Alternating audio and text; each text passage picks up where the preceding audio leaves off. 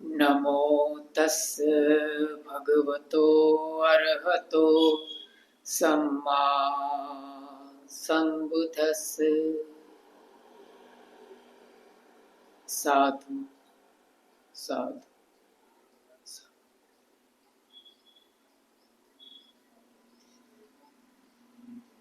कुछ समय से हम धम्मपद के गाथाओं और कथाओं के ऊपर धम्म देशना सुन रहे हैं। अभी रिसेंटली हमने पंडित वग के ऊपर धम्म देशना शुरू की है। आज हम जो बात करने वाले हैं वो पंडित वग के तीसरे नंबर की गाथा है। शुरू करने से पहले थोड़ी सी पूर्व भूमिका और ये जो गाथा और कथा है उसका केंद्रस्थ विषय के बारे में थोड़ा समझ लेते हैं। उसके बाद हम देशना का आरंभ करेंगे। आज की धम्म देशना का केंद्रस्थ विषय दो गिन सकते हैं। एक तो जैसा मैंने कहा शुरुआत में ही कि पूरा पंडित वग के जो 14 गाथाएं हैं वे सब कल्याण मित्र और पाप मित्र को उजागर करती है, यह एक है।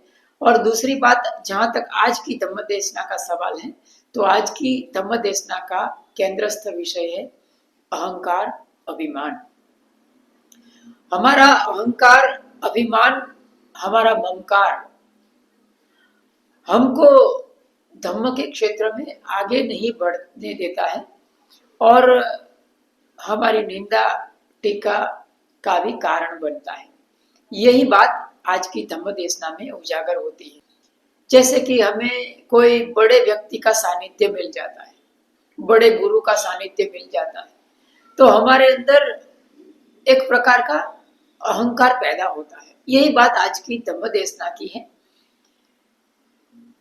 ये कहावत है ना कि चाय से किटली ज्यादा गर्म होती है और राजा से ज्यादा राजा के वालंद को ज्यादा तेवर होता है। एक कहावत है, उसी बात को आज की धम्म देशना उजागर करती है। तो चलिए आज की धम्म देशना में आगे बढ़ते हैं। धम्मपद के पंडित वग की तीसरे नंबर की ये गाथा है। ओवरऑल देखा जाए तो 78 नंबर की गाथा है। न भजे पाप के मित्ते, न भजे पूरी साध में, भजेथ मित्ते कल्याणे, भजेथ पूरी सुत में। कोई बार पाली भाषा की शब्दावली बहुत सरल होता है, सिर्फ थोड़ा सा भी हमने कॉन्सेंट्रेट किया तो हमको आसानी से उसका कहने का तात्पर्य समझ में आ जाता है। न भजे पाप के मित्ते मानी पाप मित्र का कभी संगात नहीं करना। न भजे पाप के मित्ते, न भजे पूरी साध में। पूरी साध में मानी पुरुष और अधम दो संधि छोड़ते हैं तो अधम पुरुष होता है। कभी अधम पुरुष का सानिध्य में नहीं रहना, उसका संगात नहीं करना। न भजे पाप के मित्ते, न भजे पूरी साध में, भजेथ मित्ते कल्याणे, भजेथ पूरी सुत में। कल्याण मित्र का हमें संगात करना चाहिए, भजेथ पूरी सुत में मानी जो उत्तम पुरुष होता है उसका हमें सानिध्य में रहना चाहिए, उसका संगात करना चाहिए। साधु साधु साधु। सारथी छन्न भिक्षु बन जाने के बाद वो तो राजकुमार सिद्धार्थ से उनके बचपन से ही परिचित था। जब उन्होंने घर छोड़ा तो वो कंथक घोड़े पर उनके साथ अनुमा नदी तक आया था। इससे पहले भी जब जब सिद्धार्थ गौतम नगर में भ्रमण करने के लिए निकलते थे तब तब सारथी छन्न उनके साथ रहता था। राजकुमार ने बूढ़े आदमी को देखा तो छन्न से पूछा कि क्या सभी की यही नियति है, और छन्न ने ही उन्हें बताया था कि सभी के साथ ऐसा ही होता है अगर व्यक्ति लंबी उम्र तक जीवित रहता है तो।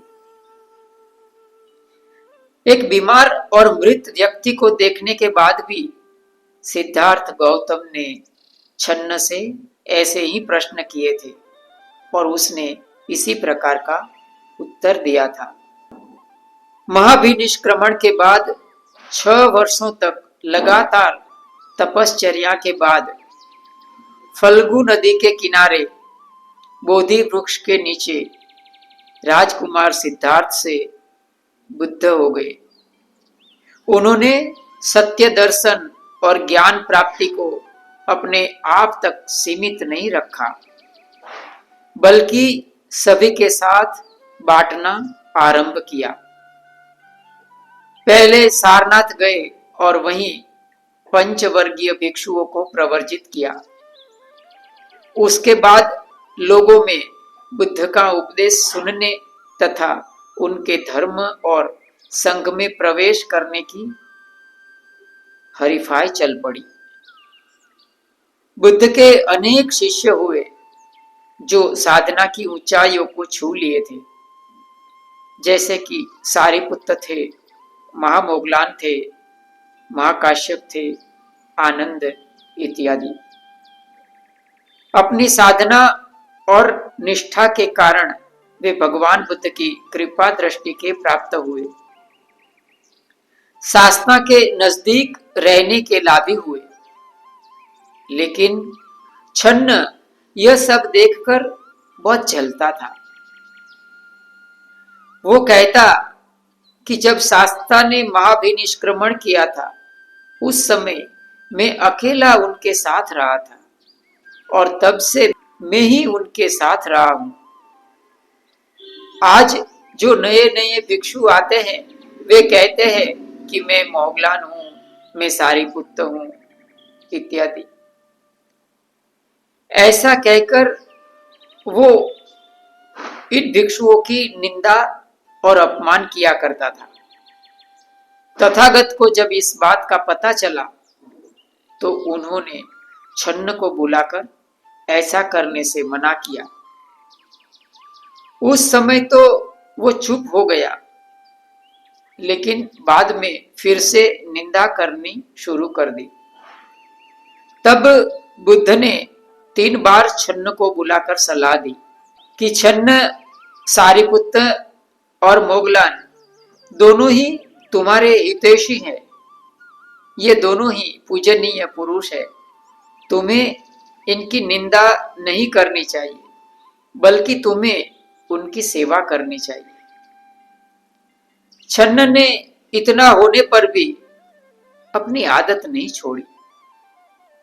अंत में शाक्य मुनि ने सभी भिक्षुओं को बुलाकर कहा कि भिक्षुओं, मेरे जीवित रहने तक छन्न को कोई भी नहीं समझा पाएगा। मेरे परिनिर्वाण के बाद ही उसको समझ आएगी। परिनिर्वाण के समय आनंद ने शास्ता से पूछा कि बनते, छन्न को क्या दंड दिया जाना चाहिए? भगवान का उत्तर था ब्रह्मदंड। ब्रह्मदंड का अर्थ होता है उसको सारे संघ से अकेला कर दिया जाता है। संघ के साथ सारा मिलजुल, सारा रिश्ते नास्ते तोड़ दिए जाते हैं, उसको ब्रह्मदंड कहते हैं। शास्ता परिनिर्वाण को प्राप्त हो गए। स्थविर आनंद ने छन्न को शास्ता का आदेश बता दिया कि उसे ब्रह्मदंड मिला था। यह सुनकर छन्न 3 बार मूर्छित होकर धरती पर गिर पड़ा तथा बनते आनंद के चरणों में गिर पड़ा। बनते, इतना कठोर दंड देकर मेरा अंत मत कीजिए।